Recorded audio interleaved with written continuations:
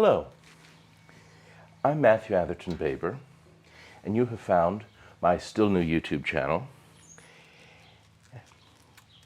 Welcome here and welcome to my garden.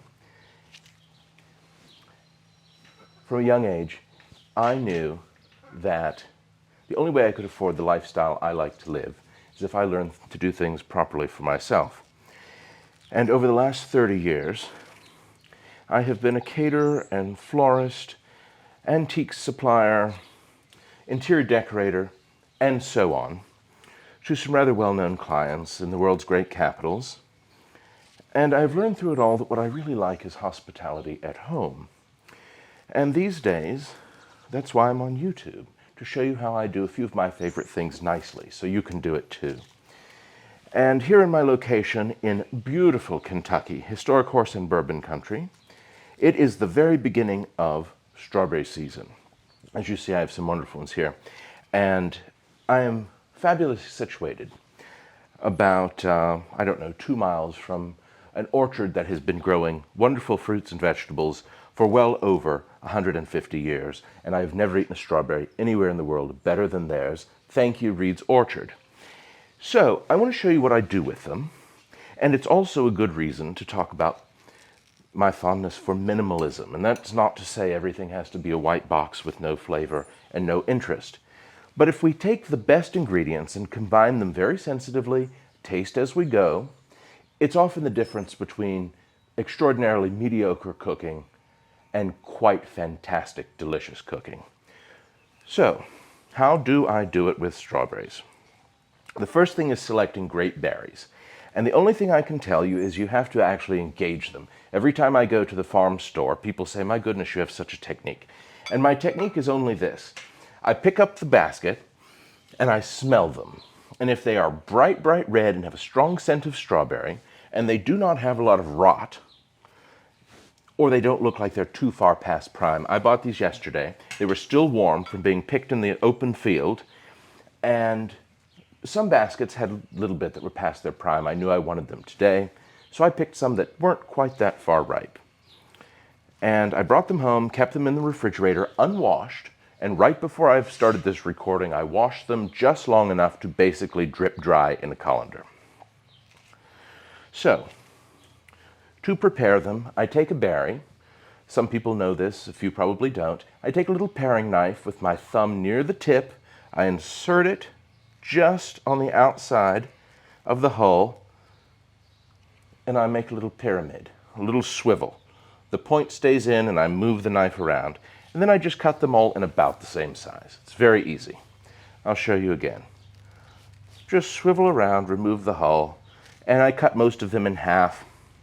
If my cut's not very good, maybe I cut them again. Or if the berry's bigger, maybe I cut them again. And I just go along very happily. Now, while I'm finishing this up, I'll tell you what I'm going to put with them. I'm going to combine them with a few ingredients that enhance the flavor of the strawberry. Instead of sugar, most people just put strawberry and sugar. The finished product will be a similar effect, but we've achieved it more smartly. I'm going to use great strawberry jam instead of sugar. I'm going to play up the depth of the berry flavor with a good balsamic vinegar. I'm going to bring out the brightness of the fruit with fresh squeezed lemon juice.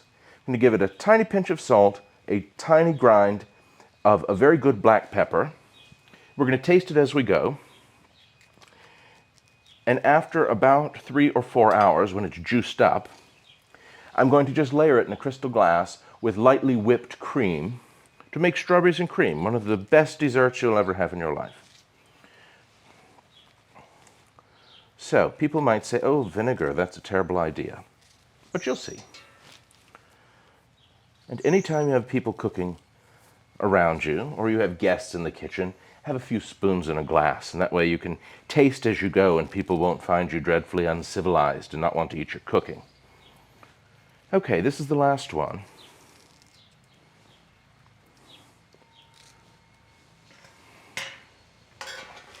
So, how much of all these ingredients do you use? You have to taste as you go. What I don't want is to forget that these strawberries are going to become juicy. The jam, and the salt especially, will draw their own juices out. And if I don't plan for that, I'm going to have soup later. So I want the minimal amount of jam that will actually cover the berries when combined with the other liquid. I like this Welch's natural strawberry spread because the main two ingredients, in fact nearly the only two ingredients, are fruit, strawberries, and sugar, and it does not have any high fructose corn syrup or other funny stuff. So I'm just putting a little bit. It would be just like me to tell you to use a little bit and use too much in front of you, so let's try to avoid that. So, pinch of salt. That pinch seems a little small to me, and I know that only from experience, so I put a tiny little bit, and we'll taste. I have one of these Peugeot pepper mills that grinds very consistently, and I have it set to the finest grind. So fine I can barely turn it. I'm giving it 2 twists for now, that's all. This is Giuseppe Gusti balsamic vinegar. You should use a good one. It does not have to be a terribly extravagant one. Some grocery store balsamics are good, a lot of them are terrible. I actually prefer the Giuseppe Gusti 2 gold medal. My shop did not have it when I was buying for this, so this is the one I've got. Might make you feel more confident to measure it into the spoon. You do not want a strong taste of vinegar. You just want it to enhance the berry flavor. And a little bit of lemon juice. It always takes a lot more lemon than I think, but I don't want to go too far, so just mix and taste as you go. I've always wondered if I could add a little bit of gelatin to this, unflavored gelatin, and make a fabulous filling for a strawberry pie. So that might be a project for some future film, once I've worked it all out. Okay, this is relatively well mixed. Let's see where we are.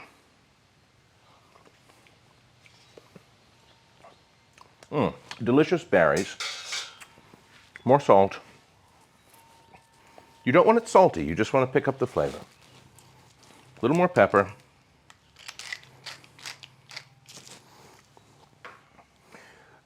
The normal vinegar that I use is a bit thicker and stronger, so it takes a little more of this. This is juice of 2 lemons, and I've probably used a bit more than half of it.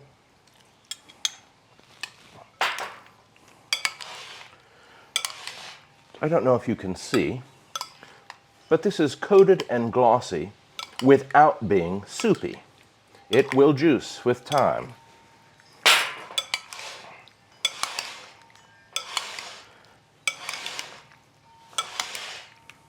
And try to be sensitive when you stir. Don't mash them, we're not making a strawberry spread. And let's see where we are.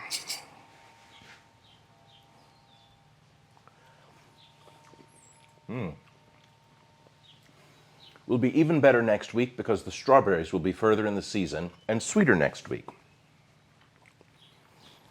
I think I'll give it a touch more jam. The jam is an intense strawberry flavor, so that's just giving us an extra boost as opposed to plain sugar. The rest of the lemon.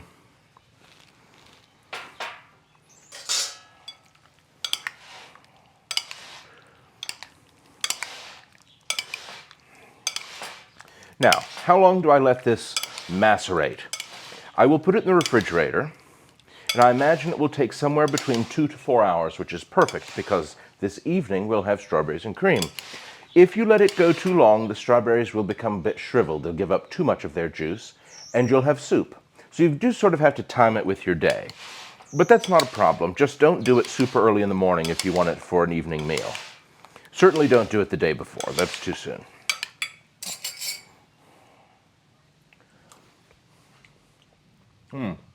That's delicious. Imagine the best strawberry flavor that is a true natural strawberry, and that's what you get with this. If I had the vinegar I like better, it'd be a little better. Next week with better strawberries, it will be better, but this is excellent. So I'm just going to leave this in the refrigerator, stir it every once in a while. Tomorrow we're having Mother's Day lunch. We're filming this on the Saturday before Mother's Day, and we've got a banana pudding to make and fried chicken and on and on. So we're just going on with our lives. And I will put a photo at the end of the film to show you what I've done with it. Please try it at home and let me know in the comments what you think, because it's fabulous. The quality of ingredients makes all the difference. Thanks very much for watching, and I'll see you again soon. Bye-bye. How's that? It's delicious. By the way, I know people will be interested in quantities and all the details of what I've done written. So when this video goes live on YouTube, I will post the recipe on my blog. Just go to imathertonbaber.com, select blog from the menu, and there you have it. Enjoy.